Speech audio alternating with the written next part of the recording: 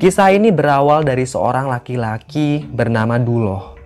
Sejak kecil, Duloh adalah anak yatim piatu. Bapaknya bekerja sebagai tukang panjat pohon. Bapaknya Duloh mati jatuh dari pohon kelapa saat Duloh masih berusia 2 tahun. Sedangkan ibunya meninggal karena serangan jantung saat Duloh berusia 12 tahun. Jadilah si Duloh ini anak yang yatim piatu. Duloh pun diasuh oleh neneknya. Neneknya bekerja sebagai tukang penganyam bakul yang kadang tidak bisa mencukupi kebutuhan sehari-hari. Pernah Duloh dan neneknya tidak makan selama 2 hari berturut-turut karena saat itu bakul-bakul buatan si nenek tidak kunjung terjual. Setiap kali lapar, nenek dan cucu itu hanya minum air putih. Maksudnya agar perut mereka kembung dan menghilangkan rasa lapar.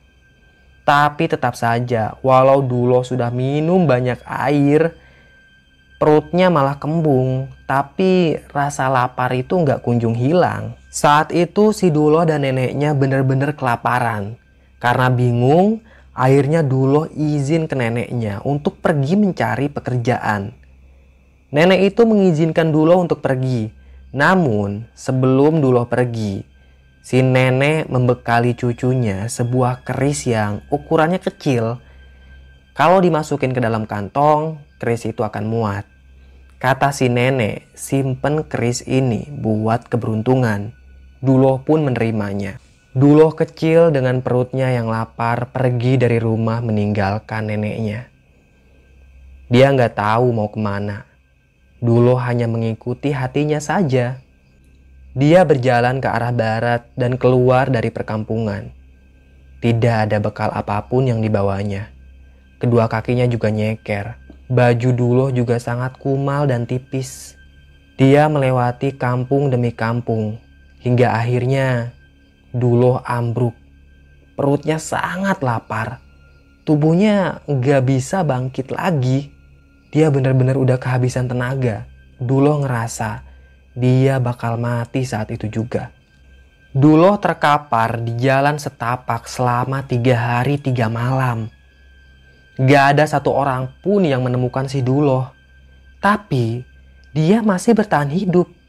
Perlu diketahui kalau jalan setapak itu adalah jalan menuju kampung Bojong Pinang. Tinggal beberapa kilometer lagi, Duloh sampai di kampung itu, tapi tubuhnya udah gak berdaya. Dia masih terkapar di tengah-tengah jalan setapak. Menjelang malam, melintaslah sebuah delman di jalan setapak itu. Melihat ada orang yang terkapar di sana, delman itu pun berhenti. Seorang wanita turun dari delman tersebut. Wanita itu cantik sekali dan berpakaian seperti bangsawan. Dia kaget ngeliat ada anak kecil yang terkapar di tengah jalan yang sepi. "Kamu kenal anak ini?" tanya wanita itu pada Pak Kusir, si pengemudi delman. "Aku gak kenal, Bu. Mungkin dia berasal dari kampung sebelah," jawab Pak Kusir. Wanita itu bernama Inggit. Dia istri dari orang terkaya di kampung Bojong Pinang. Dia hendak menjenguk saudaranya yang baru saja melahirkan di kampung sebelah. Tapi pas ngelihat ada yang terkapar di tengah jalan, Inggit benar-benar kasihan. Inggit memperhatikan anak itu. Dan ternyata si Duloh masih hidup. Kedua matanya berkedap-kedip.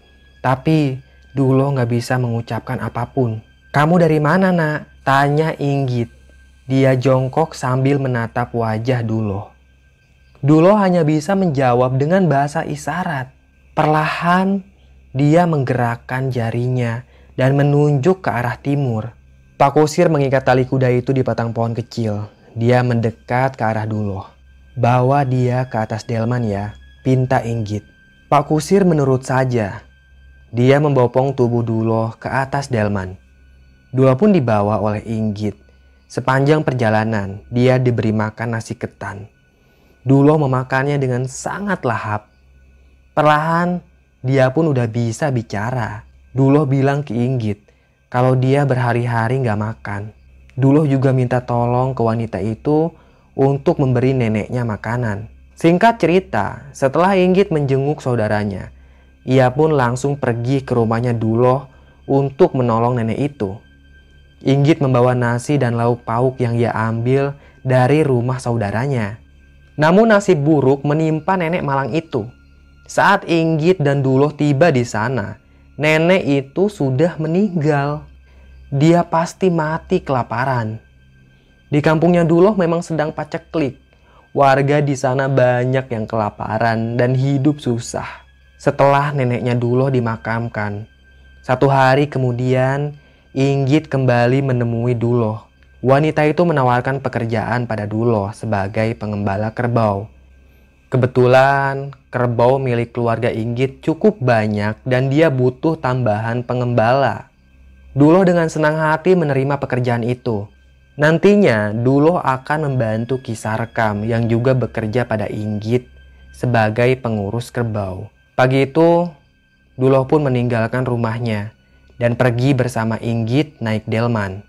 Sepanjang perjalanan Duloh bercerita kalau kedua orang tuanya meninggal saat dia masih kecil. Dia juga cerita kalau hidupnya serba susah lantaran neneknya itu hanya seorang penganyam bakul. Inggit semakin kasihan saja mendengar cerita anak kecil itu. Setibanya di rumah Inggit, Duloh benar-benar terkesima lantaran rumah wanita itu sangat besar dan luas. Di belakang rumah itu ada kandang kambing dan kerbau peliharaannya keluarga Inggit. Duloh berdiri di depan rumah Inggit dan tak lama kemudian keluarlah seorang lelaki yang berumur kisaran 36 tahun. Lelaki itu punya kumis yang sangat tebal. Dia pakai jas hitam dan sarung batik berwarna keemasan. Lelaki itu adalah Raden Jayakusuma. Orang-orang biasa memanggilnya Raden Jaya. Dia orang terkaya di kampung itu. Raden Jaya mempersilahkan Duloh untuk masuk ke dalam rumahnya. Duloh disuguhkan buah-buahan dan makanan-makanan enak. Raden Jaya dan Inggit benar-benar baik pada Duloh. Mereka juga memperkenalkan Duloh pada Ki Sarkam, salah satu pengembala kerbau yang juga bekerja untuk keluarga Inggit. Melihat penampilan Ki Sarkam, Duloh sangat bergidik ngeri. Dia memakai baju hitam dan celana hitam, ada golok yang terselempang di pinggangnya. Dia duduk di samping Duloh. Nah, Duloh, kenalkan, ini Ki Sarkam. Dia yang akan bimbing kamu dalam mengurus kerbau, kata Raden Jaya. Duloh mengangguk-angguk. Ki Sarkam memandangi Duloh dengan tatapan tajam dan terkesan mengerikan. Sesaat kemudian, dari kamar muncullah seorang anak perempuan yang amat cantik. Namanya Rara. Umurnya kisaran 9 tahun. Dia adalah satu-satunya anak Raden Jaya. Duloh pun dibawa ke kandang kerbau oleh Ki Sarkam. Dia menyuruh anak itu untuk mengeluarkan seekor induk kerbau dari dalam kandang. Ragu-ragu Duloh memegang tali kerbau itu lalu menyeretnya keluar kandang. Sebenarnya Duloh masih takut mengurus kerbau. Dia takut diseruduk. Kau bawa kerbau itu ke sana, suruh Ki Sarkam sambil menunjuk ke jalan setapak. Duloh pun manut saja. Perlahan dia bawa kerbau itu ke jalan setapak, sedangkan Ki Sarkam mengikutinya dari belakang. Sepanjang hari Duloh mengembala kerbau itu, sedangkan Ki Sarkam menjaga beberapa kerbau lainnya yang sedang makan rerumputan. Setiap sore Inggit menyuruh pembantunya untuk mengantarkan makanan pada Ki Sarkam. Dan sore itu seorang perempuan muncul dengan membawa 2 rantang makanan.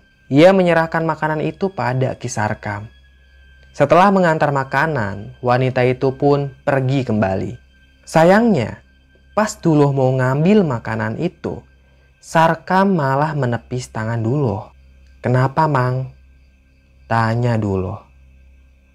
Sarkam tidak menjawab. Dia membuka rantang milik Duloh dan membuang lauk pauknya. Duloh hanya boleh makan nasinya saja.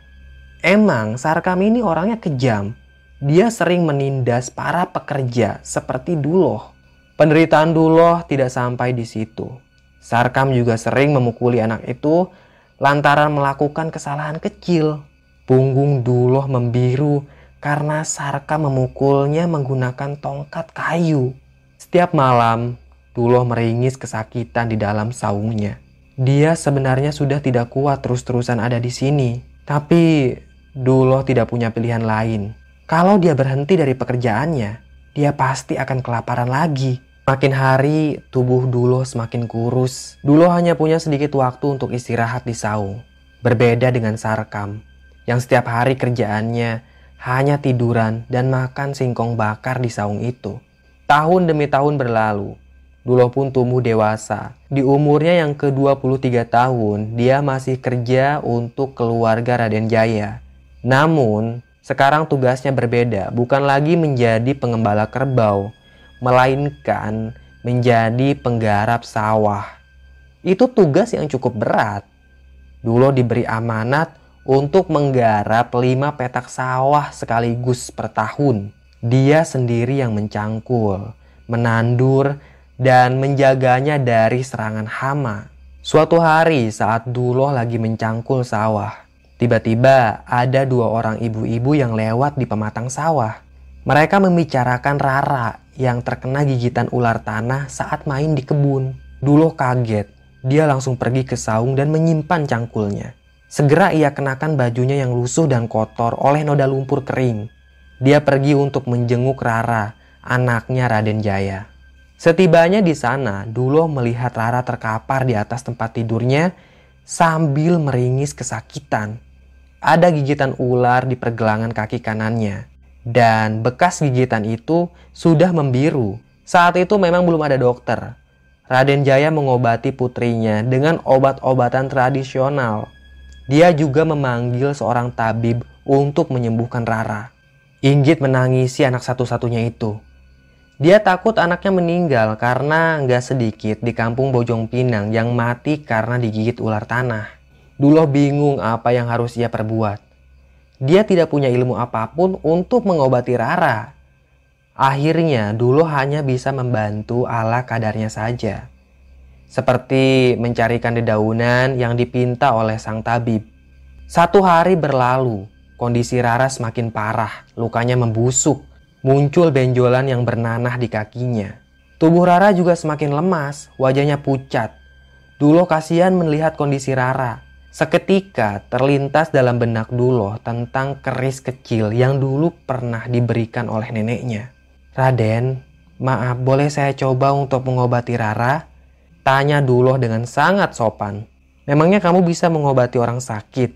Tanya Raden Jaya. "Saya akan coba, Raden. Mohon izin dari Raden," kata Duloh sambil tertunduk. Raden Jaya pun mengizinkan Duloh.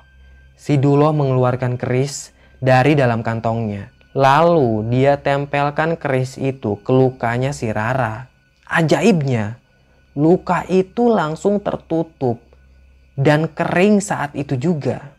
Raden Jaya, Inggit, dan semua orang yang ada di sana benar-benar kaget melihat kesaktian keris yang dimiliki si Duloh. "Kamu dapat keris itu dari mana, Nak?" tanya Inggit. Ia menyeka air matanya. "Ini pemberian nenek saya dulu," jawab Duloh. Duloh juga tidak menyangka kenapa kerisnya itu sangat sakti. Beberapa hari kemudian, Rara akhirnya sembuh total. Lukanya mengelupas, dia sudah bisa berjalan seperti sedia kala. Setelah melihat kesaktian keris yang dimiliki si Duloh, Raden Jaya mau membeli keris itu dengan harga yang sangat mahal. Tapi dengan sangat sopan, Duloh menolak tawaran Raden Jaya.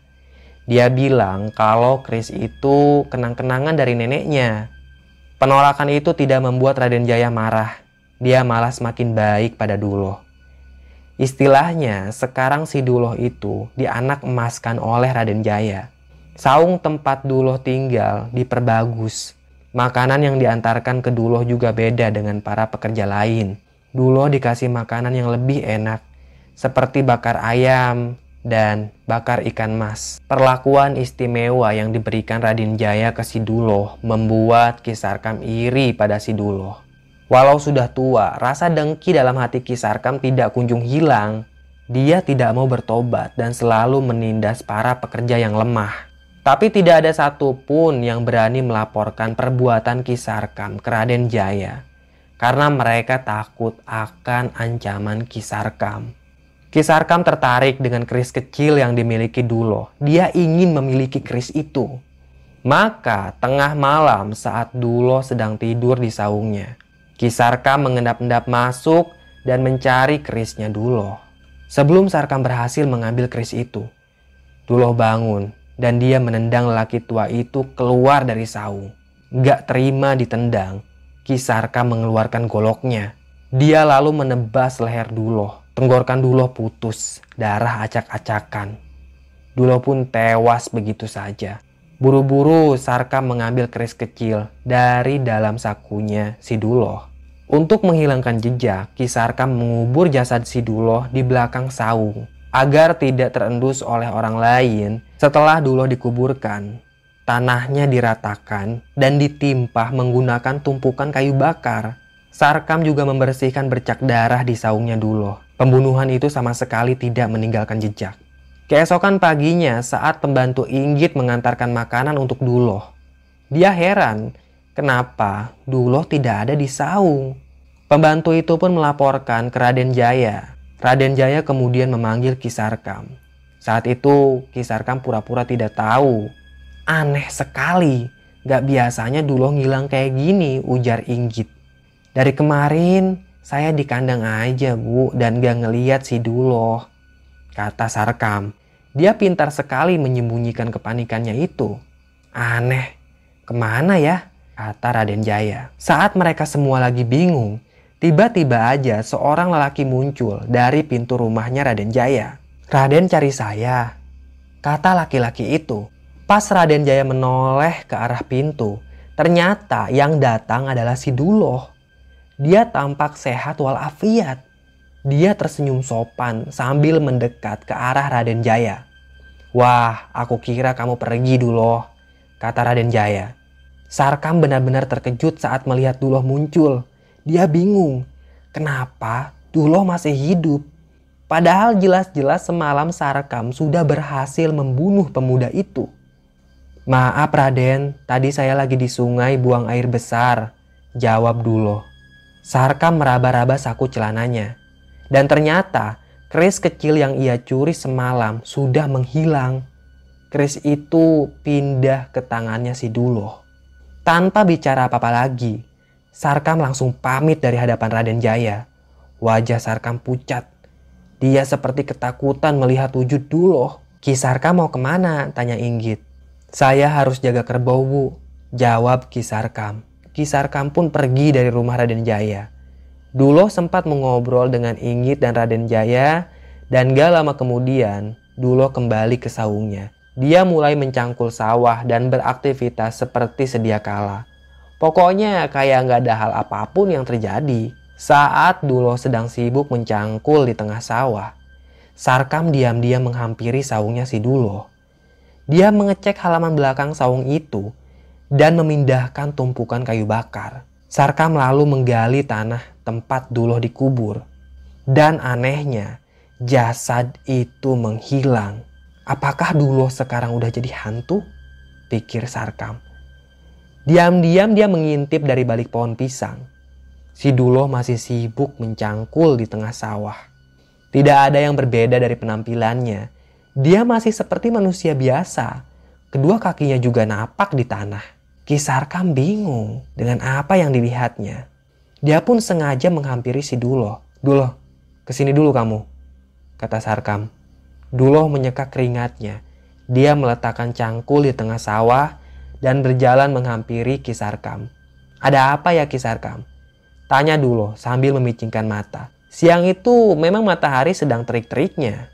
Tanpa basa-basi lagi, Ki Sarkam langsung menampar pipinya si Duloh dengan sangat keras. Duloh mengaduh kesakitan. Salah saya apa Ki? Tanya Duloh. Gimana caranya kamu bisa hidup lagi? Tanya Ki Sarkam. Maksud Ki Sarkam apa? Duloh malah nanya balik. Ki Sarkam menyentuh tubuh Duloh. Pemuda itu benar-benar seperti manusia pada umumnya. Duloh bukanlah hantu. Dia masih bisa merasakan sakit dan tubuhnya juga berkeringat. Ki Sarkam mendesak Duloh agar mau menjawab pertanyaannya. Tapi Duloh sama sekali tidak mengerti dengan apa yang sedang dibicarakan Ki Sarkam. Dengan kesal, Duloh kembali bekerja. Ki Sarkam masih bingung pada pemuda itu.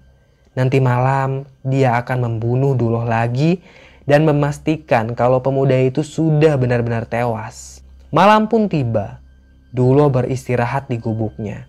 Seharian dia bekerja, badannya terasa sangat lelah. Duloh lalu tidur dengan sangat nyenyak. Dan tengah malam, lagi-lagi Ki Sarkam mengendap-endap masuk ke dalam gubuknya Duloh. Tanpa ancang-ancang lagi, Sarkam langsung menusukkan golok tepat di dada kirinya si Duloh. Duloh sempat teriak kesakitan hingga akhirnya dia pun tewas seketika. Ki Sarkam takut kalau nanti Duloh bangkit lagi. Makanya malam itu juga dia memikul jasad Duloh ke sungai dan langsung menghanyutkannya. Ki Sarkam juga membersihkan bercak darah di saungnya Duloh. Dia juga mencuri keris yang diyakini menjadi sumber kekuatannya si Duloh. Dan keesokan paginya, tetap saja si Duloh hidup lagi. Sarkam melihat pemuda itu sedang sibuk mencangkul di sawah. Ki Sarkam akan mengadukannya ke Raden Jaya kalau Duloh punya ilmu hitam. Pagi itu juga, Ki Sarkam mendatangi rumah Raden Jaya. Dia bercerita kalau Duloh melakukan persekutuan dengan setan. Dan pemuda itu memiliki ilmu hitam yang bisa membawa malapetaka bagi warga kampung. Memang begitulah sifat Ki Sarkam yang senang mengadu domba dan memfitnah orang. Sayangnya Inggit dan Raden Jaya langsung percaya aja apa yang dikatakan Ki Sarkam. Lain halnya dengan Rara, dia nggak percaya sama sekali dengan kesaksian Ki Sarkam ini. Duloh pun dipanggil. Dia ditanyai oleh Raden Jaya soal ilmu hitam. Duloh malah bingung kenapa tiba-tiba dia dituduh punya ilmu hitam. Ayo ngaku saja kau, bentak Sarkam. Dia sangat kesal pada pemuda itu. Saya tidak punya ilmu apa-apa Ki Sarkam. Saya hanya seorang kuli cangkul, jawab Duloh ketakutan. Raden Jaya angkat bicara. Sarkam, apakah kamu punya bukti kalau Duloh penganut ilmu hitam? Tanya Raden Jaya. Raden, dia bisa sembuh dari lukanya dengan sangat cepat. Apalagi namanya kalau bukan ilmu hitam. Kita lukai saja Duloh, buktikan kalau dia itu bisa menyembuhkan lukanya dengan cepat, jawab Ki Sarkam. Jangan, apa-apaan ini? Ayah jangan mau diadu domba seperti ini, kata Rara sambil memegang lengan Raden Jaya. Ya sudah, Duloh silakan kamu kerja lagi ya, kata Raden Jaya. Benar kata si Rara, Ki Sarkam tidak punya bukti yang kuat kalau Duloh penganut ilmu hitam. Dan gak mungkin Raden Jaya tiba-tiba melukai laki-laki itu. Raden, nanti saya akan buktikan kalau Duloh punya ilmu hitam yang sangat membahayakan warga kampung, ujar Ki Sarkam. Tidak perlu. Saya yakin Duloh bersih dari hal-hal seperti itu. Lebih baik sekarang kamu urusi saja kerbau-kerbauku sana, kata Raden Jaya. Sarkam tidak bisa berargumen lagi. Dia pergi dari hadapan Raden Jaya dengan perasaan kesal. Dan soal keris kecil yang dicuri Ki Sarkam semalam, keris itu juga udah raib dan berpindah tangan ke si Duloh. Berkali-kali Ki Sarkam berusaha membuktikan kalau Duloh punya ilmu hitam, tapi selalu gagal. Dia bingung bagaimana lagi caranya untuk melenyapkan Duloh. Tahun berganti tahun. Siapa sangka kalau Rara ternyata menyimpan rasa cinta ke si Duloh. Tapi jelas Raden Jaya dan Inggit tidak merestui cinta mereka. Apa kata warga nanti kalau mereka tahu anaknya menikah dengan seorang kuli cangkul? Raden Jaya takut kalau Rara nekat berbuat yang tidak-tidak. Maka dia langsung menikahkan Rara dengan seorang anak juragan kaya asal Lampung. Lelaki itu bernama Sangiang. Dia pemuda yang tampan dan sangat cocok kalau bersanding dengan Rara. Ya mau tidak mau, Rara harus mematuhi kemauan kedua orang tuanya itu. Sedangkan nasib Duloh tetap menjadi tukang cangkul sawah. Raden Jaya menggelar pesta besar. Dia menyembelih 5 kerbau. Hajat digelar 7 hari 7 malam tanpa henti. Tapi sebenarnya Rara masih ada rasa ke si Duloh. Dia menunggu kehadiran lelaki itu di pesta pernikahannya. Tapi Duloh tidak kunjung datang. Rara tidak tahu kalau Duloh memang dilarang datang ke pesta itu oleh Raden Jaya. 1 bulan kemudian, Rara malah makin cinta pada Duloh. Dia sudah berusaha melupakan laki-laki itu, tapi tidak bisa. Padahal Rara sudah punya suami yang sah. Begitupun dengan Duloh, dia sama sekali tidak bisa melupakan Rara. Tapi nggak banyak yang bisa Duloh perbuat. Setiap malam dia hanya bisa melamun di depan saungnya meratapi nasibnya yang malang. Berbeda dengan Rara, dia sudah tidak bisa menahan cintanya pada Duloh. Maka tengah malam saat suaminya sudah tidur, dia mengendap-endap keluar dari kamarnya. Malam itu juga dengan membawa obor, Rara lari ke sawah untuk mendatangi Duloh yang saat itu sedang melamun di depan saungnya. Rara memeluk Duloh dengan sangat erat. Mereka berciuman dan bersetubuh di saung itu. Mereka berdua tidak menyadari kalau diam-diam Sarkam mengintip mereka dari celah bilik. Buru-buru Ki Sarkam lari ke rumah Raden Jaya untuk melaporkan kejadian yang dilihatnya. Raden Jaya dan Sang Hyang benar-benar murka mendengar kabar itu. Mereka pun membangunkan penduduk kampung untuk mengepung si Duloh. Malam itu puluhan penduduk berbondong-bondong pergi ke sawah untuk mengepung si Duloh. Saat warga tiba di sana, ternyata Duloh dan Rara masih dalam keadaan telanjang bulat. Buru-buru Rara menyelimuti tubuhnya dengan sebuah kain, sedangkan Duloh tidak sempat mengenakan pakaiannya. Dia diseret oleh warga dalam keadaan telanjang bulat. Lalu si Duloh ini langsung dipukuli oleh warga. Duloh sekarat. Namun Sarkam langsung menghabisi nyawa pemuda itu dengan sebuah batu yang dihantamkan ke kepala si Duloh. Dia sudah mati, kata Raden Jaya. Inggit sebenarnya kasihan pada Duloh, tapi dia tidak bisa berbuat apa-apa dan hanya bisa menyaksikan penderitaan si Duloh.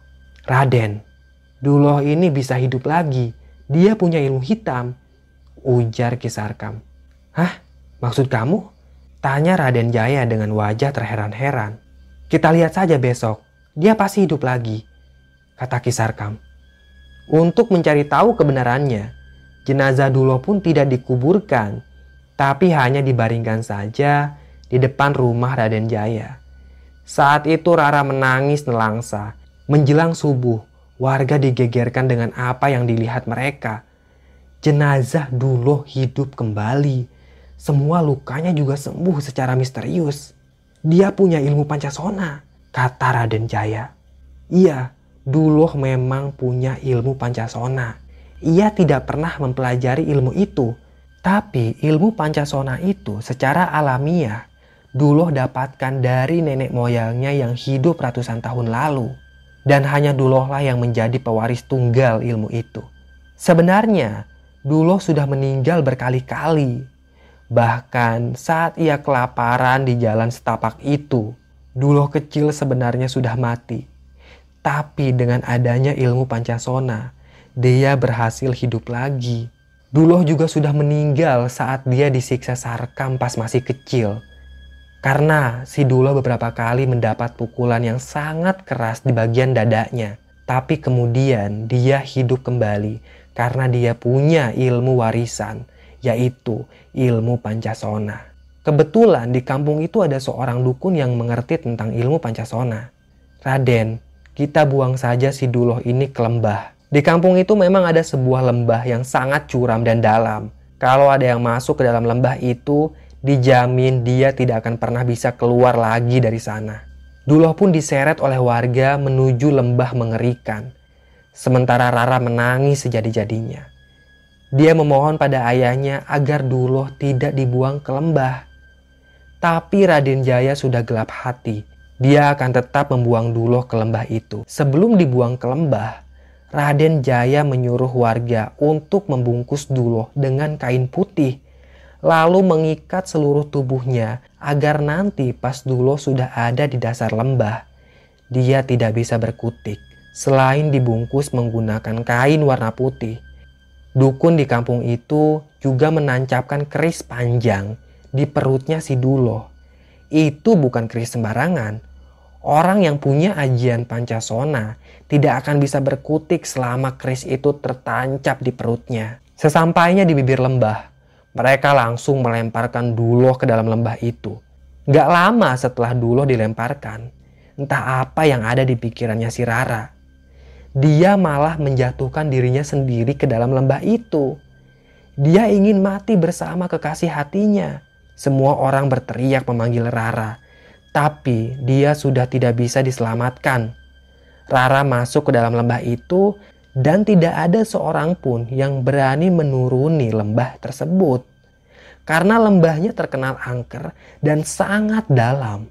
Rara mati di dalam lembah itu. Hingga akhirnya lembah itu dinamakan Lembah Rara. Duloh juga tidak pernah terlihat lagi di perkampungan. Dia terjebak di dalam lembah tersebut bersama jasadnya si Rara. Bertahun-tahun kemudian, keluarga Raden Jaya sudah meninggal semua. Kampung itu juga sudah berganti generasi.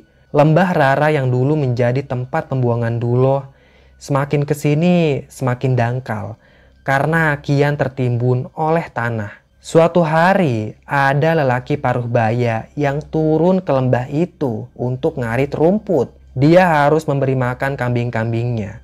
Kebetulan stok rerumputan di kebun sudah habis dan dia melihat di dasar jurang banyak sekali tumbuhan dan rumput liar di sana. Awalnya dia tidak menemukan keanehan apapun.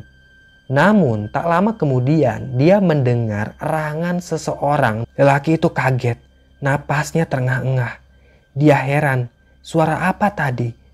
Karena penasaran, dia mendekati sumber suara itu. Suaranya seperti ada di dalam tanah. Buru-buru dia menggali tanah itu.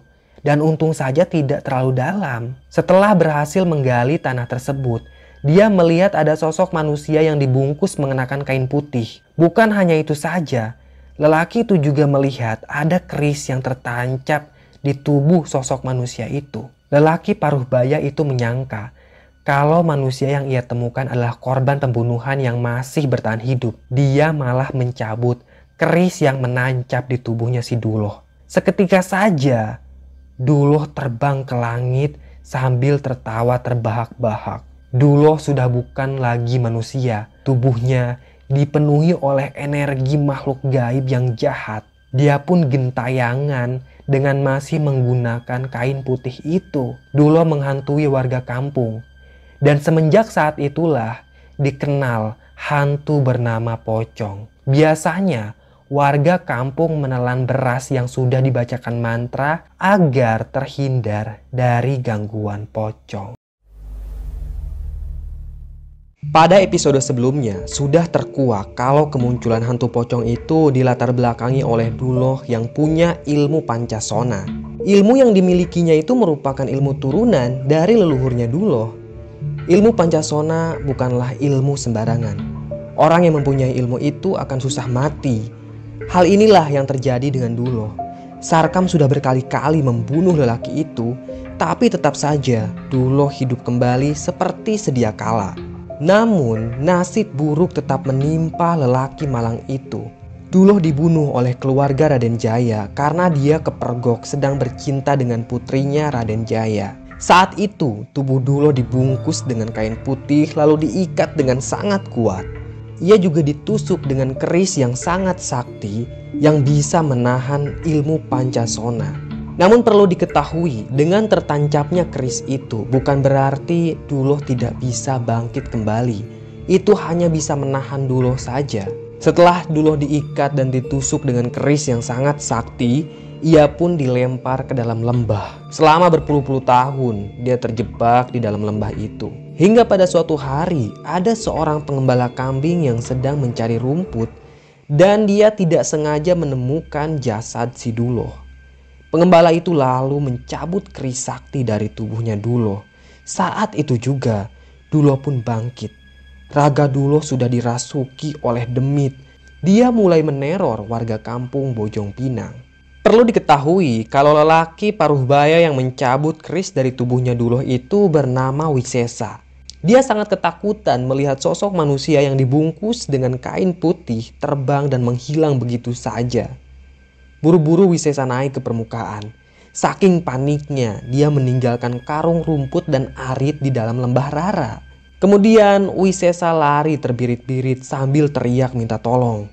Di jalan setapak, Wisesa sempat berpapasan dengan salah satu penduduk. Dia pun menjelaskan apa yang baru saja dilihatnya. Tapi si penduduk itu malah tertawa mendengar cerita Wisesa. Dia tidak percaya apa yang sedang diceritakan Wisesa. Ia pun lari lagi menuju perkampungan. Dan setibanya di sana, Wisesa mengetuk rumah sesepuh atau pimpinan kampung. Pemimpin kampung itu bernama Ki Ageng Parta. Tak lama kemudian, pintu itu pun dibuka. Ki Ageng Parta muncul. Tubuhnya kurus dan dia mengenakan pakaian serba hitam. "Ada apa?" ngetuk pintu kayak orang kesurupan. Tanya Ki Ageng Parta. "Ki, saya ketemu demit di lembah Rara," jawab Wisesa dengan napasnya yang ngos-ngosan. "Alah, jangan ngawur kamu. Di kampung kita ini tidak ada demit," timpal Ki Ageng Parta. "Sumpah Ki, aku melihat ada sosok manusia yang dibungkus kain putih. Juga ada keris yang tertancap di tubuhnya. Dan aku tidak sengaja mencabut keris itu. Lalu sosok demit itu pun terbang dan menghilang." Wisesa menjelaskan dengan rinci. Dia berharap Ki Ageng Parta percaya padanya. Setelah itu Ki Ageng Parta pun terdiam. Dia sebagai ketua kampung memang pernah mendengar tentang legenda pemilik ilmu Pancasona yang terkubur di lembah Rara. Namun selama ini Ki Ageng Parta menganggap legenda itu hanya dongeng semata. Dan setelah mendengar kesaksian Wisesa, Ki Ageng Parta pun langsung cemas. Dia mulai percaya dengan legenda yang pernah diceritakan ayahnya dulu. "Kerisnya di mana?" tanya Ki Ageng Parta. "Kalau tidak salah, kutinggalkan kerisnya di lembah itu, Ki," jawab Wisesa. "Ayo ikut aku ke lembah itu," pinta Ki Ageng Parta. "Aku tidak sanggup, Ki. Aki saja yang ke sana. Aku kapok," jawab Wisesa. Dia pun pamit begitu saja. Ki Ageng Parta beranjak ke kamarnya. Dia mengambil pisau yang dibungkus dengan kain warna putih, juga beberapa helai daun kelapa kering yang biasa dia gunakan untuk mengusir demit. Tentu saja itu bukan daun kelapa sembarangan. Ki Ageng Parta biasa membakar daun itu untuk berbagai ritual, termasuk mengusir demit di lahan-lahan angker. Ki Ageng Parta pun pamit ke istrinya. Dia langsung menuju lembah Rara. Sepanjang perjalanan, setiap ada orang yang berpapasan dengan Ki Ageng Parta, mereka pasti menunduk. Mereka menunjukkan rasa hormat pada Ki Ageng Parta sebagai ketua kampung. Setibanya di lembah Rara, Ki Ageng Parta melongokkan kepalanya ke dalam lembah. Lembah itu dipenuhi kabut. Dia mencari keberadaan keris yang dicabut Wisesa. Tapi Ki Ageng Parta tidak dapat melihatnya. Perlahan dia pun menuruni lembah Rara. Dia berpegangan pada akar pohon yang menjuntai pada lembah itu. Setibanya di dasar lembah, dia langsung mencari keberadaan keris. Dan untungnya tak butuh waktu lama, Ki Ageng Parta berhasil menemukan keris sakti itu. Ukuran kerisnya cukup panjang. Kedua tangan Ki Ageng Parta bergetar memegang keris tersebut. Dia tidak menyangka kalau keris yang dulu diceritakan oleh ayahnya ternyata benar-benar ada. Perlahan Ki Ageng Parta menancapkan keris itu di atas tanah. Lalu ia pun duduk sila. Daun kelapa kering ia bakar. Asapnya seketika mengepul memenuhi lembah Rara. Tak lama kemudian terdengar suara raungan di langit. Raungan itu sangat mengerikan, disusul gemuruh angin kencang yang mengguncangkan dahan-dahan pohon. Ki Ageng Parta membuka matanya. Dia tampak panik dan langsung mencabut keris yang tertancap pada tanah. Dan dengan tergesa-gesa, Ki Ageng Parta memanjat lembah itu dan lari menjauh dari lembah Rara. Ia pun tiba di rumah. Wajah Ki Ageng Parta tampak pucat. Istrinya menanyakan, "Apa yang terjadi?" Tapi lelaki itu tidak mau menjawab. Dia malah masuk ke dalam kamarnya dan mengunci kamar itu. 2 hari berlalu setelah kebangkitan Duloh. Warga digegerkan dengan kejadian aneh di pesawahan mereka. Padi yang seharusnya bulan depan tinggal dipanen malah porak-poranda, hancur tak tersisa. Ada yang sengaja menghancurkan tanaman padi mereka. Batang padi itu seperti digigit tikus, tapi mustahil kalau tikus yang melakukannya. Sebab luas sawah yang hancur hampir 1 hektar dan butiran padinya juga benar-benar remuk tak tersisa. Para petani menangis di pematang sawah. Mereka sangat sedih lantaran sawah mereka gagal panen. Warga pun melaporkan kejadian ini pada Ki Ageng Parta. Lelaki itu menduga kalau pelakunya adalah demit penghuni Lembah Rara. Ki Ageng Parta mengumumkan ke warganya kalau kampung mereka sedang dalam keadaan darurat. Ada demit yang berkeliaran di kampung Bojong Pinang. Ki Ageng Parta meminta agar warga tidak berkeliaran saat malam hari karena bisa jadi demit itu menyakiti manusia. Semua warga ketakutan mendengar pengumuman Ki Ageng Parta. Tidak ada yang berani berkeliaran malam hari. Kampung itu menjadi sangat sepi. Semua warga mengurung diri di rumahnya. Mereka menutup rapat pintu dan jendela. Sementara itu, Ki Ageng Parta sedang mencari cara untuk menangkap demit tersebut dan menancapkan kembali keris pada tubuhnya. Di suatu malam, Ki Ageng Parta kembali melakukan ritual. Ia membakar daun kelapa kering dan membaca mantra. Keris sakti itu ia letakkan di hadapannya. Selang beberapa saat, terdengarlah suara seseorang memanggil namanya dari luar rumah. Parta. Itu suara laki-laki. Ki Ageng Parta membuka matanya dan mengintip dari celah jendela. Dia sangat terkejut saat melihat sosok manusia terbungkus kain putih sedang berdiri di belakang rumah. Itu jelas si Duloh. Wajahnya pucat sekali, matanya melotot, dia juga tersenyum mengerikan. Ki Ageng Parta memberanikan diri. Dia raih keris yang tergeletak di hadapannya dan lari keluar rumah untuk menancapkan keris sakti itu. Namun saat Ki Ageng Parta tiba di belakang rumahnya, sosok Duloh terbang perlahan sambil tertawa terbahak-bahak. Sebelum Duloh menghilang, dia sempat meludahi Ki Ageng Parta tepat di kepalanya. Ludahnya bau busuk. Ki Ageng Parta sampai mau muntah. Buru-buru Ki Ageng Parta lari ke sumur untuk mencuci kepalanya. Sialnya, 2 hari setelah kepala Ki Ageng Parta diludahi Duloh, ia langsung jatuh sakit. Rambutnya mulai berguguran hingga tampaklah luka di kepala Ki Ageng Parta. Luka itu kian lama kian parah dan mengeluarkan nanah. Warga berbondong-bondong menjenguk Ki Ageng Parta. Mereka heran dengan penyakit yang diderita Ki Ageng Parta. Penyakit itu tidak pernah mereka lihat sebelumnya.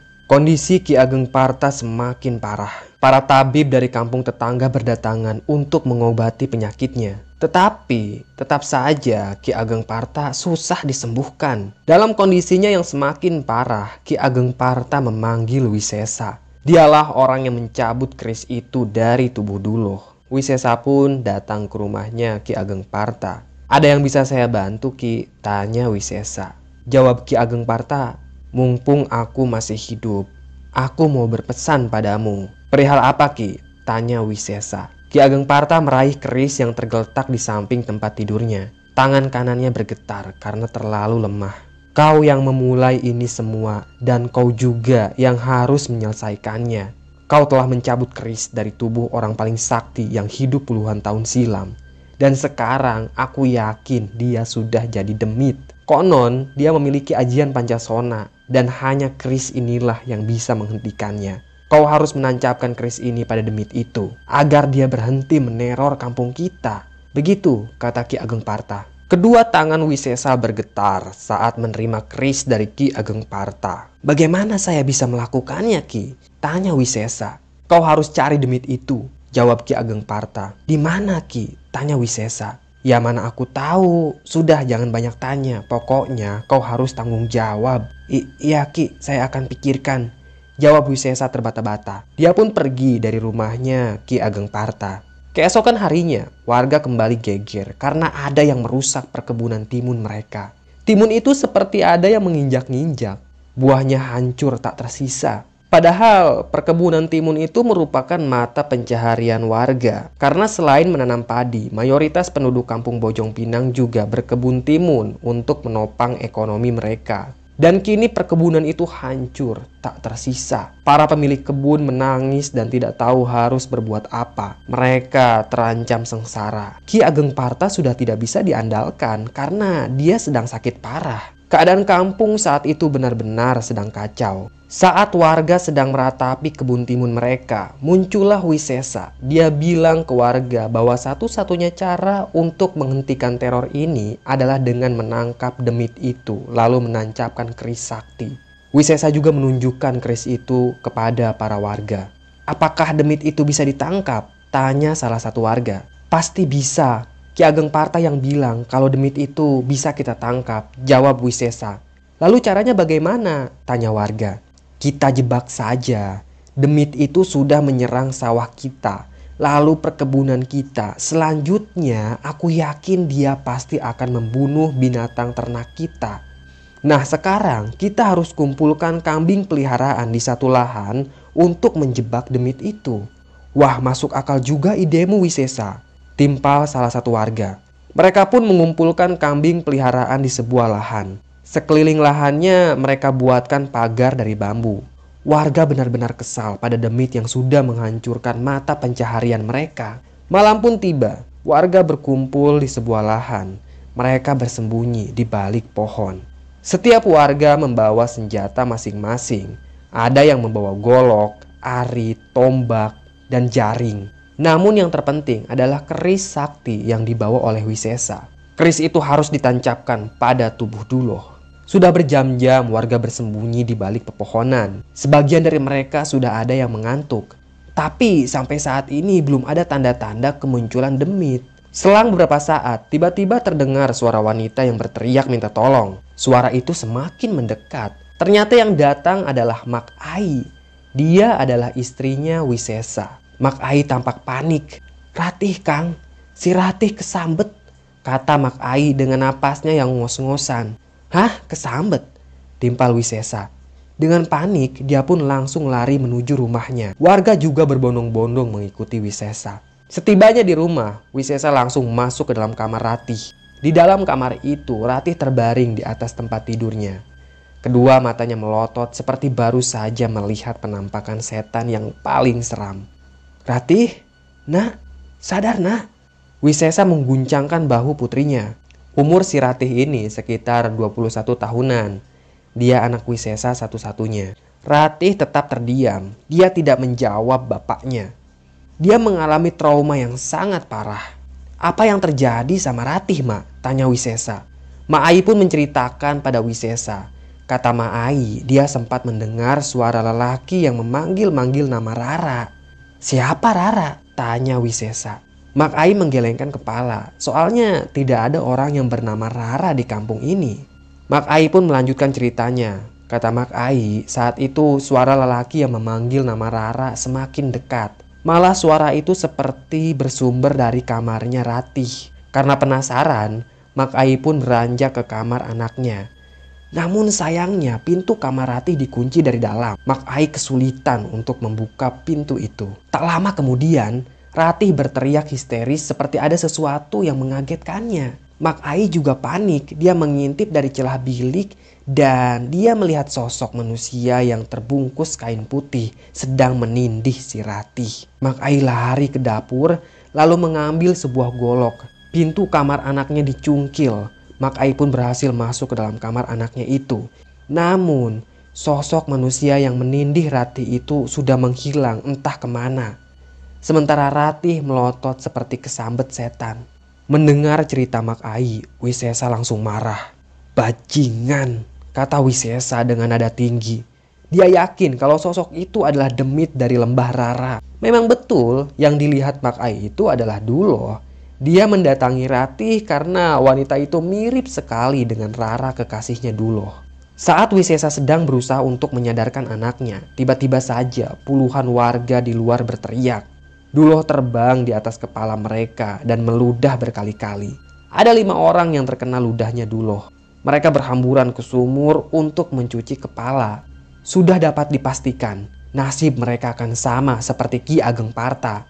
Cepat atau lambat, kepala mereka pasti membusuk.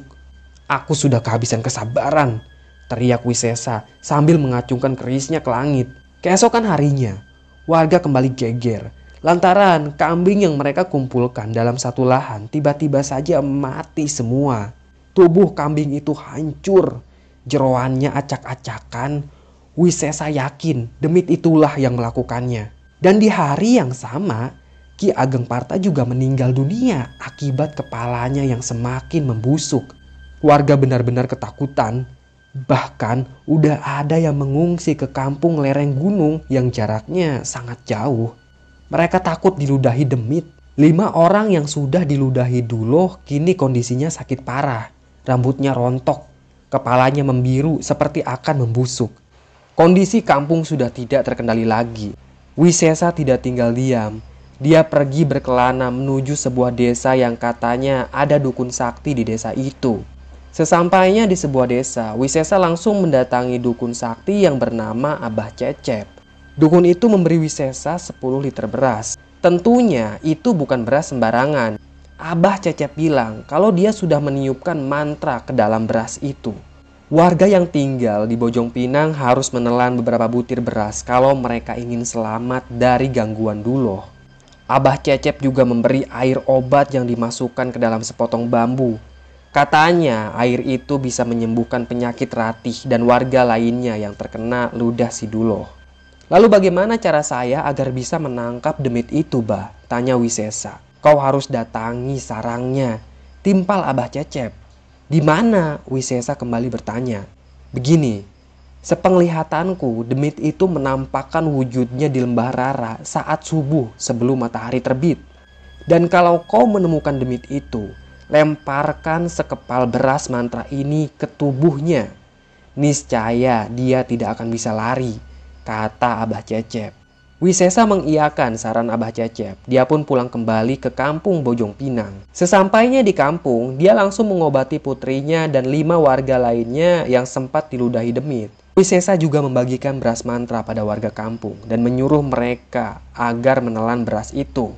Menjelang subuh sebelum matahari terbit, Wisesa bersama 5 orang lelaki kampung pergi ke Lembah Rara. Mereka membawa jaring ikan, golok, tombak, tali, dan tak lupa keris sakti. Hanya obor yang menjadi penerang jalan mereka. Setibanya di Lembah Rara, Wisesa meminta kelima kawannya untuk berhati-hati.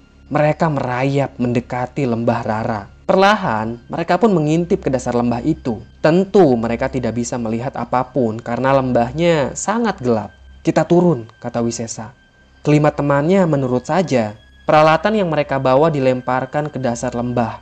Lalu mereka menuruni lembah itu sambil memegang obor. Tak butuh waktu lama, mereka pun sampai di dasar lembah. Perlahan Wisesa dan kelima temannya menyusuri lembah Rara yang tidak terlalu besar itu. Hingga tibalah mereka di sudut lembah. Dan di sana, tepatnya di antara semak belukar, mereka melihat sosok Duloh yang terbungkus kain warna putih tengah berdiri di sana. Kedua mata Duloh terpejam. Dan tanpa ancang-ancang lagi, Wisesa pun langsung melemparkan beras mantra ke tubuhnya Duloh. Seketika mata Duloh melotot. Dia meraung seperti kesakitan. Tanpa buang-buang waktu, Wisesa langsung menancapkan keris itu pada tubuhnya Duloh. Duloh pun lunglai. Dia terkapar tak berdaya. Mereka langsung mengikat tubuh Duloh dengan tali dan menariknya keluar lembah. Duloh pun digotong ke kampung Bojong Pinang. Keris masih tertancap di tubuhnya. Duloh dibaringkan tepat di halaman rumah Wisesa. Warga berkerumun menyaksikan penangkapan demit yang telah merusak sawah dan perkebunan mereka. Tidak sedikit dari warga yang bergidik ngeri karena melihat wajah Duloh yang sangat pucat dan mengerikan. Saat itu ada salah satu warga yang merasa sangat kesal ketika melihat Duloh. Ia pun menendang kepala si Duloh dengan sangat keras. Lalu dia meludahi tubuhnya si Duloh. Wisesa menyuruh warga agar tetap tenang. Lalu kita apakan demit ini? Tanya salah satu warga. Kita bakar saja, Wisesa mengusulkan. Semua warga setuju. Mereka mengumpulkan kayu bakar di sebuah lahan terbuka. Duloh digotong, keris masih tertancap di tubuhnya. Tubuh Duloh ditimbun dengan kayu bakar. Wisesa sangat hati-hati dan selalu memastikan kalau keris itu tidak copot dari tubuhnya Duloh. Setelah semuanya siap, api pun dinyalakan. Semakin lama, api itu semakin besar berkobar-kobar membakar tubuhnya Duloh. Namun setelah api itu padam, warga sangat heran kenapa tubuh Duloh sama sekali tidak bisa dibakar. Bahkan kain putih yang membungkus Duloh juga tampak utuh dan tidak terbakar sedikit pun. Untungnya keris masih tertancap di tubuhnya Duloh. "Bagaimana ini?" tanya warga pada Wisesa. "Ya sudah, kita kubur saja. Tapi kita harus pastikan kalau keris itu tetap menancap di tubuhnya si Demit." Duloh pun dikubur di sebuah hutan yang letaknya jauh dari kampung Bojong Pinang. Hutan itu jarang terjamah manusia. Setelah Duloh dikubur, permukaan tanahnya diratakan, lalu ditimbun dengan rerumputan agar kelak tidak ada yang menemukan lokasi kuburannya Duloh. Di hutan itulah Duloh terkubur selama berpuluh-puluh tahun. Kisah tentang Demit yang terbungkus kain putih diceritakan turun-temurun, hingga mereka menyebutnya dengan Demit Pocong. Karena wujudnya seperti pocongan padi, Demit Pocong pun menjadi legenda yang sangat mengerikan. Cerita dan mitos tentang Demit Pocong menyebar ke berbagai daerah. Mereka bahkan mampu menggambarkan perwujudan Demit Pocong dengan sangat rinci. Tapi ada satu hal yang dirahasiakan leluhur mereka mengenai Demit Pocong. Dan tentunya orang-orang yang mendengarkan podcast Mbah ini sudah tahu rahasia itu. Selesai. Pada episode sebelumnya, Pocong Duloh meneror warga Bojong Pinang dengan cara menghancurkan sawah dan ladang mereka. Bukan hanya itu, Pocong Duloh juga meludahi warga sehingga banyak warga yang kepalanya membusuk. Bahkan ada yang sampai meninggal. Namun akhirnya pocong itu berhasil ditaklukkan oleh salah seorang warga bernama Wisesa. Dia berhasil menancapkan keris sakti pada tubuh Pocong Duloh, lalu mengubur pocong itu di tengah hutan keramat yang dinamakan Hutan Gantarawang. Hutan itu jarang sekali terjemah oleh manusia, sehingga tak ada satupun yang berani menggali kuburannya Duloh. Tahun demi tahun berlalu, warga kampung Bojong Pinang sudah berganti generasi. Namun, keangkeran hutan Gantarawang masih menjadi momok menakutkan bagi warga Bojong Pinang. Kisah Pocong Duloh diwariskan turun-temurun oleh warga kampung pada anak-anak mereka, sehingga hutan Gantarawang menjadi sangat keramat. Pohon-pohon di hutan itu sangat besar, tanahnya lembab, koloni monyet berkembang biak dengan subur di hutan itu, sehingga menambah nuansa seram hutan Gantarawang. Kata seorang pengembala bebek yang pernah melintas di pinggiran hutan Gantarawang, dia pernah mendengar suara menggema dari dalam hutan itu. Pengembala bebek itu langsung lari terbirit-birit menjauh dari hutan Gantarawang. Si pengembala bebek menceritakan kejadian itu pada warga kampung, dan mereka meyakini kalau suara erangan itu adalah Pocong Duloh yang terkubur puluhan tahun di hutan Gantarawang. Sayangnya, kisah ini bukan tentang si pengembala bebek yang hampir mati ketakutan, melainkan tentang kakak beradik yang tinggal jauh dari kampung Bojong Pinang. Mereka adalah Sadeli dan Raka. Sadeli berumur 19 tahun, sementara Raka masih 5 tahun. Rentang usia mereka memang sangat jauh. Hal ini karena Sadeli adalah anak hasil adopsi. Soalnya, Hendra dan Nisa susah sekali punya anak walau pernikahan mereka sudah bertahun-tahun. Makanya mereka mengadopsi anak untuk memancing kehamilan. Dan ternyata cara mereka itu berhasil. Akhirnya, Nisa mengandung seorang anak lelaki. Kehidupan Hendra dan Nisa berjalan dengan baik. Mereka menjadi keluarga kaya raya karena punya perkebunan pisang yang sangat luas. Jadi bisa dibilang apapun yang anak mereka mau pasti dituruti. Mereka selalu berlaku adil pada kedua anaknya itu dan tidak pernah membeda-bedakan. Sadeli ini sering sekali cemburu karena semenjak ia punya adik, dia merasa kasih sayang kedua orang tuanya itu berkurang. Tak jarang Sadeli menunjukkan rasa cemburu itu pada kedua orang tuanya. Tapi Hendra dan Nisa sebagai orang tua selalu berusaha agar anaknya itu bisa akur. Suatu ketika, ada pesaing bisnis Hendra yang iri dengan keberhasilan lelaki itu. Wajar kalau memang ada orang yang iri dengan keberhasilannya si Hendra. Karena bisa dibilang Hendra ini sudah menjadi bos besar di bidang bisnis pisang. Nah, hal itulah yang membuat salah satu pesaing bisnisnya Hendra iri. Dan dia pergi ke tukang santet untuk menyerang Hendra dan keluarganya. Tak tanggung-tanggung, dia mengirimkan santet Banaspati ke Hendra. Tengah malam, bola api melayang melintasi perkampungan menuju rumah Hendra. Saat itu, Hendra sedang tidur pulas. Ia terbangun ketika mendengar suara ledakan keras pada genteng rumahnya. Lelaki itu lari ke halaman rumah lalu mengecek genteng rumahnya. Tapi gentengnya itu tetap utuh seperti tidak ada apapun yang terjadi. Hendra heran, lantas suara apa yang barusan meledak di genteng rumahnya itu? Ia pun kembali masuk ke dalam rumah. Namun sesaat kemudian, dia tiba-tiba saja ambruk dan berteriak kesakitan seperti orang yang sedang dibakar hidup-hidup. Malam itu dia merasa sedang dibakar hidup-hidup. Keluarlah darah kental dari lubang telinga Hendra. Isi tengkorak kepalanya seperti melepuh. Hendra tak tertolong. Dia tewas seketika. Sementara istri dan kedua anaknya hanya bisa menangis sambil meminta tolong. Sesaat kemudian, warga berhamburan ke rumah Hendra. Mereka juga tidak bisa berbuat apa-apa karena Hendra sudah tewas dengan sangat mengenaskan. 2 minggu setelah Hendra meninggal, kini giliran istrinya yang terkena santet. Seperti biasa, tengah malam bola api meluncur melintasi perkampungan warga dan mendarat tepat di atas genteng rumahnya Hendra. Malam itu, Nisa sedang tidur bersama anak bungsunya di kamar. Lalu terdengarlah suara ledakan di atas genteng rumahnya. Nisa bangun, dia benar-benar panik. Nisa tahu itu pasti ilmu santet yang pernah menghabisi nyawa suaminya. Buru-buru Nisa membangunkan kedua anaknya dan lari keluar rumah. Namun, baru 5 langkah dari halaman rumah, Nisa sudah ambruk. Dia berteriak sambil meringis kesakitan. Sesekali dia minta tolong, tapi sayangnya tidak ada warga yang berani menghampiri Nisa. Mereka hanya mengintip dari balik jendela karena takut terkena santet. Warga sudah tahu Nisa tidak akan tertolong. Dia pasti mati terkena santet itu.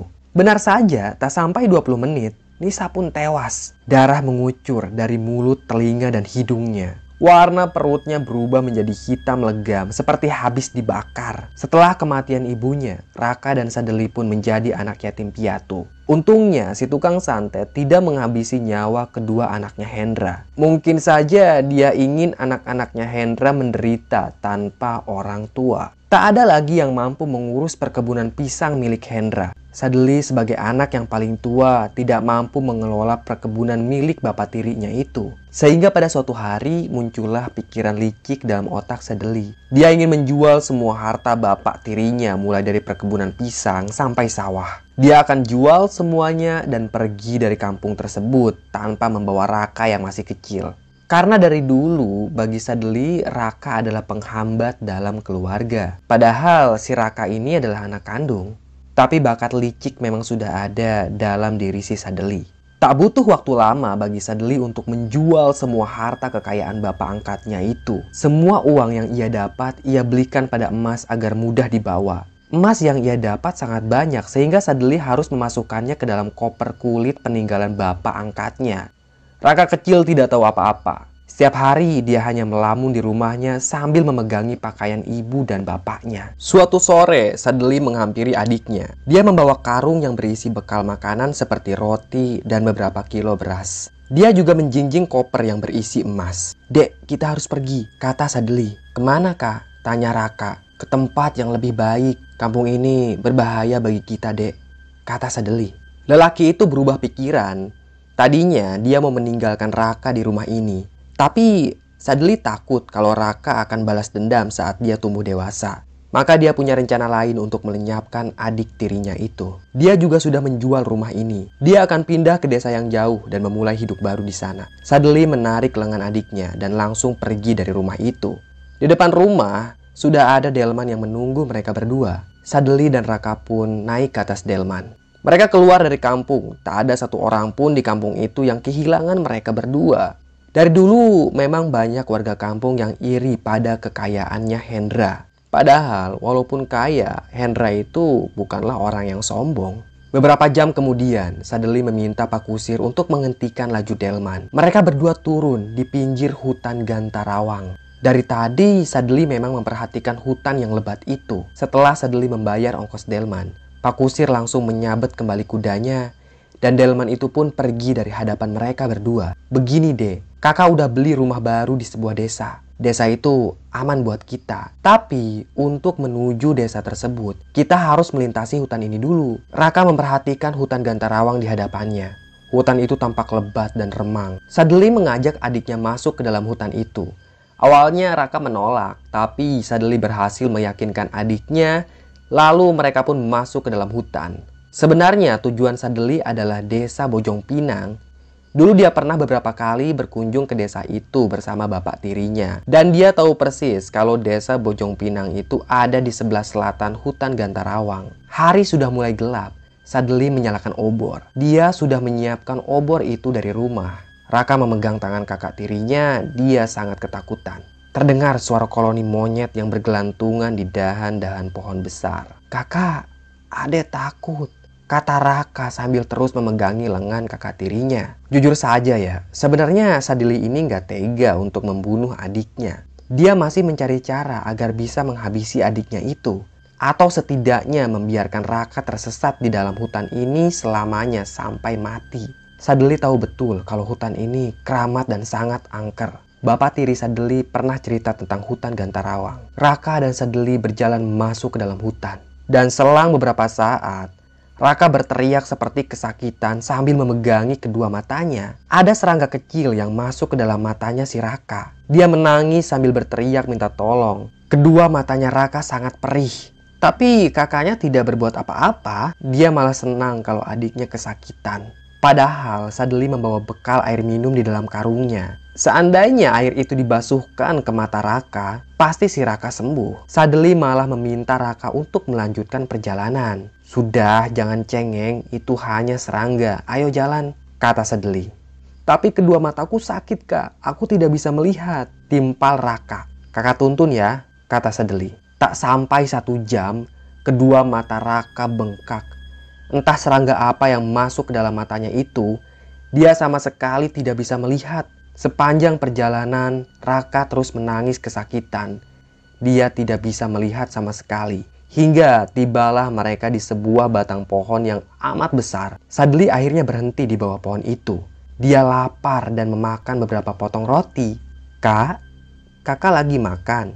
tanya Raka. Dia tidak bisa melihat kakaknya yang sedang makan roti. "Enggak kok," jawab Sadeli. "Ade lapar, Kak. Ade mau makan," kata Raka. "Tapi kakak nggak bawa makanan, Dek," timpal Sadeli sambil menahan tawa. Dia senang melihat adik tirinya menderita seperti itu. Raka membaringkan badannya di atas rerumputan yang lembab. Sementara kakak tirinya masih asik makan. Saking lelahnya, Raka pun tertidur dengan sangat pulas. Dan keesokan paginya, keadaan Raka semakin memburuk. Kedua matanya sangat bengkak dan mengeluarkan nanah. Sekarang dia menjadi buta permanen. "Kakak, Kak," panggil Raka sambil meraba rerumputan. Namun kakaknya itu sudah meninggalkan Raka sendirian di tengah hutan. "Kakak," teriak Raka. Dia berdiri sambil terus meraba-raba. Tak ada jawaban dari kakaknya itu. Sadeli sudah pergi. Kini Raka sendirian di dalam hutan dalam keadaan buta. Raka melangkah dengan sangat hati-hati. Kedua lengannya menyentuh pohon demi pohon. Dia terus memanggil nama kakaknya itu sambil sesekali jatuh karena kakinya tersandung akar pohon. Raka sangat lapar, dari kemarin dia belum makan apapun. Sekuat tenaga dia bangkit lagi dan berjalan perlahan sambil meraba-raba sekelilingnya. Tak sengaja tangan kanan Raka menyentuh sebuah batang pohon kecil. Dan sialnya pada batang pohon itu terdapat sarang semut api. Raka sempat mengguncangkan batang pohon itu, membuat koloni semut marah lalu tumpah ruah ke tubuhnya si Raka.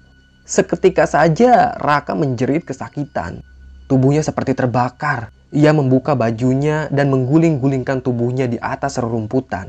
Raka terus menjerit, tapi tak ada seorang pun yang mendengar jeritannya kecuali koloni monyet yang seakan menertawakan si Raka. Raka memaksakan diri untuk bangkit. Dia lari sekuat tenaga dan menabrak pohon besar. Seketika Raka pun pingsan.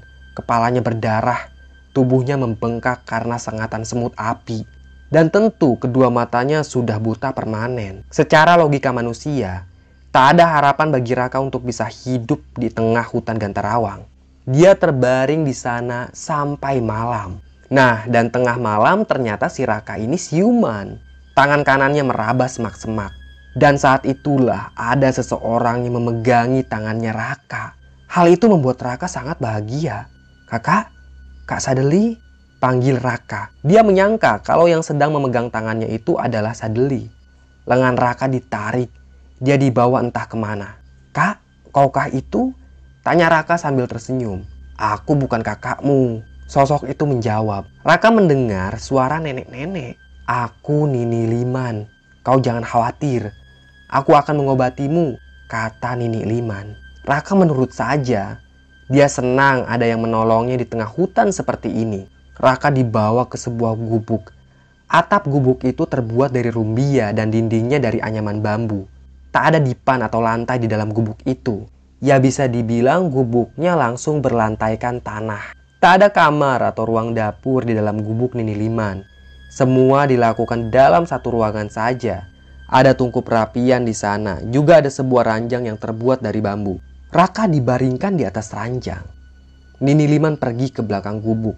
Di sana ada sebuah sumur yang airnya bening sekali. Dan di samping sumur itu ada pohon bambu yang sangat rindang. Nini Liman memungut sehelai daun bambu lalu mencelupkan daun itu ke dalam sumur.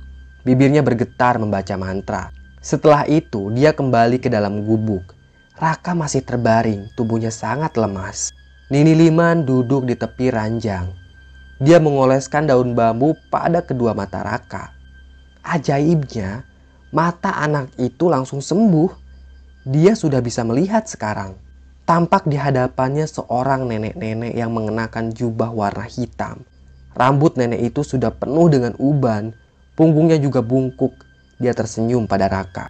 "Aku sembuh nih. Bentol di tubuhnya juga sudah hilang." "Iya cu, kamu sembuh," jawab Nini Liman. Raka diasuh oleh Nini Liman di hutan Gantarawang. Hingga akhirnya dia tumbuh dewasa. Namun ada hal aneh pada Nini Liman. Selama Raka diasuh olehnya, Raka tidak pernah melihat Nini Liman makan dan tidur. Nini itu juga selalu membawa makanan yang enak-enak untuk Raka.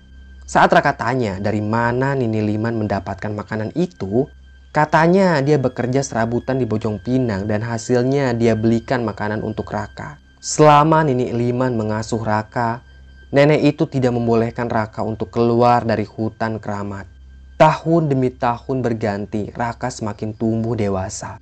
Dan di suatu malam saat Raka sedang tidur, ia mendengar ada suara lelaki yang meringis kesakitan. Suara itu seakan menggema di langit. Raka terbangun. Tak ada Nini Liman di gubuknya. Entah kemana nenek itu. Raka pun keluar dari gubuk. Dia mendongak ke langit. Dia heran. Siapa lelaki yang meringis kesakitan? Tak lama kemudian suara tersebut hilang. Keesokan paginya Raka bangun. Di dalam gubuk sudah ada Nini Liman yang sedang masak nasi. "Ni, semalam Raka mendengar ada suara lelaki yang meringis kesakitan. Itu siapa nih?" tanya Raka. "Itu suara Duloh," kata Nini Liman. "Kalau begitu ada penghuni lain di hutan ini nih?" tanya Raka. Ekspresi wajahnya tampak senang. "Iya betul, ada banyak penghuni di hutan ini," kata Nini Liman sambil meniup tungku perapian. "Di mana rumah Duloh nih?" tanya Raka. "Di sana." Nini Liman bangkit sambil menunjuk ke arah timur. Raka mengangguk. Saat itu umur Raka sudah menginjak 21 tahun. Dia ingin keluar dari hutan ini dan menjalani hidup normal seperti manusia lainnya. Maka pagi itu juga Raka meminta izin pada Nini Liman untuk keluar dari hutan Gantarawang. "Apa yang kau inginkan di luar sana?" tanya Nini Liman. "Saya mau usaha nih biar jadi kaya raya seperti bapak saya," jawab Raka. "Kamu mau jadi orang kaya?" tanya Nini Liman. "Iya nih," jawab Raka. "Aku mengizinkanmu untuk keluar dari hutan ini. Tapi kalau tujuanmu untuk menjadi orang kaya, kau harus melakukan pesugihan pocong," timpal Nini Liman. "Bagaimana cara saya melakukan pesugihan pocong nih?" Nini Liman tidak menjawab.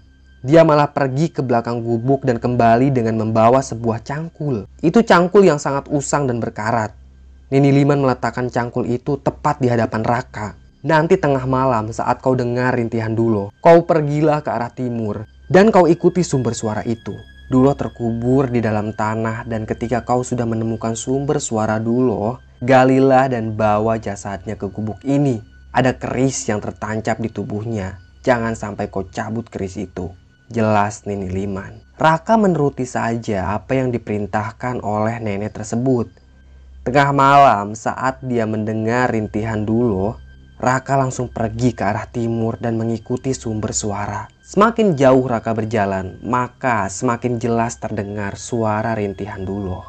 Tak butuh waktu lama bagi Raka untuk menemukan sumber suara Duloh. Dia mendekatkan telinganya ke permukaan tanah, lalu mereka-reka lokasi yang tepat untuk menggali. Setelah ketemu, Raka langsung menghujamkan cangkul berkarat itu pada permukaan tanah. Raka harus susah payah menggali permukaan tanah karena cangkul yang ia gunakan tumpul. Entah pada kedalaman berapa meter, tiba-tiba saja cangkul Raka menghantam sebuah jasad manusia yang dibungkus dengan kain putih. Kain itu sudah sangat dekil, tidak salah lagi. Itu adalah jasadnya Duloh. Wajahnya tampak pucat, sama seperti mayat yang dibekukan. Anehnya, walau sudah terkubur selama berpuluh-puluh tahun, jasad Duloh ini masih utuh. Mungkin hal ini disebabkan karena ilmu pancasona yang dia miliki. Malam itu hujan turun dengan sangat deras. Air hujan membuat permukaan tanah menjadi lembek sehingga Raka dapat dengan mudah menarik jasadnya Duloh ke permukaan. Ia sangat hati-hati saat memegang jasad Duloh karena takut kerisnya tercabut. Raka yakin itu pasti bukan keris sembarangan. Di tengah hujan deras dengan petir berkelebatan, Raka memikul jasad Duloh dan membawanya ke gubuk. Setibanya di dalam gubuk, ternyata sudah ada Nini Liman yang duduk di atas ranjang. Dia menyuruh Raka untuk membaringkan jasad Duloh di atas ranjang bambu. Nini Liman mengambil sebuah pisau yang sangat tajam. Dia meniupkan mantra-mantra pada pisau itu. Lalu Nini Liman memotong sebuah tali putih yang melingkar di bagian pinggangnya Duloh. Nini Liman hanya memotong satu tali saja sehingga kain putih itu masih menutupi tubuhnya Duloh. "Buka bajumu," pinta Nini Liman. Raka menuruti apa kata nenek itu. Ia membuka bajunya, kemudian Nini Liman mengikatkan tali putih itu pada pinggangnya Raka dan menyuruh Raka untuk mendekat ke jasadnya Duloh. Nenek itu juga memegang lengannya Raka. Si nenek kemudian mengiris lengan Raka dengan pisau kecil yang sangat tajam. Darah mengucur ke tubuhnya Duloh. Dan saat itu juga mata Duloh terbuka. Ia melotot, wajahnya sangat mengerikan. Raka meringis kesakitan karena tangannya diiris oleh Nini Liman. "Sekarang darah kau ada di dalam tubuhnya Duloh. Kau bisa memelihara Duloh untuk pesugihan atau bahkan membunuh manusia," kata Nini Liman. Dia juga mencabut keris dari tubuhnya Duloh. Tapi anehnya, Duloh tidak bergerak sama sekali. Matanya melotot memperhatikan Raka. Duloh seperti sudah bisa dikendalikan. Besoknya, Raka keluar dari hutan Gantarawang. Dia menjadi sangat sakti dan bisa menyembuhkan penyakit. Selama berbulan-bulan, Raka tinggal di Bojong Pinang dan menjadi seorang tabib yang mampu menyembuhkan berbagai penyakit. Di Bojong Pinang, Raka juga belajar membaca dan mengerti tentang hitung-hitungan. Dia juga membangun sebuah kamar di gubuknya Nini Liman untuk menyimpan jasad Duloh. Suatu hari, dia cerita pada warga Bojong Pinang kalau di hutan keramat ada seorang nenek yang hidup di sana. Dia juga memberitahu pada warga kalau nama nenek itu adalah Nini Liman. Namun anehnya, warga Bojong Pinang malah menertawakan Raka. Soalnya Nini Liman itu sudah meninggal puluhan tahun lalu dan konon menjadi demit di hutan Gantarawang. Kata salah seorang warga, kuburan Nini Liman ada di hutan itu. Raka benar-benar terkejut saat mendengar penjelasan warga dan tentunya ia tidak percaya dengan apa yang mereka katakan. Karena jelas-jelas selama ini Raka diasuh oleh Nini Liman. Hingga pada suatu sore saat Raka hendak menuju gubuknya, dia tak sengaja melihat sebuah batu nisan yang sudah berlumut. Raka membersihkan lumut itu dan tampaklah nama Nini Liman pada batu nisan tersebut. Semenjak saat itu, Raka yakin kalau Nini Liman adalah demit penghuni hutan Gantarawang. Namun hal itu ternyata tidak jadi masalah bagi Raka. Lagi pula selama ini Nini Liman sangat baik padanya. Singkat cerita, kekayaan Raka semakin bertambah. Ia semakin tersohor sebagai tabib yang sangat sakti. Hal ini tak lain karena bantuan dari Pocong Duloh. Suatu malam saat Raka sedang istirahat di gubuknya, ada seseorang yang mengetuk pintu. Raka membukakan pintu itu. Dia sangat terkejut saat mengetahui siapa yang datang. Lelaki itu adalah Sadeli, kakak tirinya Raka. Pakaian Sadeli compang-camping, rambutnya acak-acakan. Ternyata dia jatuh miskin. Dia meminta maaf pada adiknya itu. Raka pun menyuruh kakak tirinya itu untuk masuk. "Aku sangat bangga punya adik sepertimu. Rumahmu di Bojongpinang sangat besar. Aku bertamu ke sana. Namun kata warga kamu ada di hutan keramat ini. Tolong aku Raka. Aku sangat miskin sekarang. Tolong beritahu aku bagaimana caranya aku bisa kaya sepertimu. Sangat mudah Kak. Aku melakukan pesugihan pocong, jawab Raka. Bagaimana caranya? Aku mau sepertimu, ajari aku, kata Sadeli. Raka pun membuka pintu kamar yang ada di dalam gubuknya. Tampaklah pocong Duloh terbaring di sana. Silakan kakak masuk. Nanti aku akan bacakan mantra buat kakak. Setelah itu kakak pasti kaya raya sepertiku, kata si Raka. Sadeli pun nurut. Dengan wajah ketakutan dia masuk ke dalam kamar itu. Raka menutup pintu kamar. Raka kemudian mengambil sebuah piring yang berisi menyan dan sebutir telur. Dia duduk tepat di depan pintu. Raka membakar menyan itu dan meremas telur sampai pecah. Lalu terdengarlah teriakan Sadeli dari dalam kamar. Tapi Raka tidak membukakan pintu dan terus komat kamit. Selang beberapa saat, teriakan Sadeli lenyap begitu saja. Darah keluar dari celah pintu kamar. Raka bangkit lalu membuka pintu kamar. Dan di dalam sana, ia melihat Duloh sedang mencabik-cabik jeroan perutnya Sadeli. Raka tersenyum tipis. Dia menutup kembali pintu kamar dan beranjak ke ranjangnya lalu memejamkan mata. Dia harus tidur karena besok masih banyak pasien yang ingin berobat padanya. Selesai. Begitulah kelanjutan dari Pocong Duloh season 3. Tunggu kisah-kisah lainnya ya. Sekian dari Mbah, tetap sehat dan salam merinding.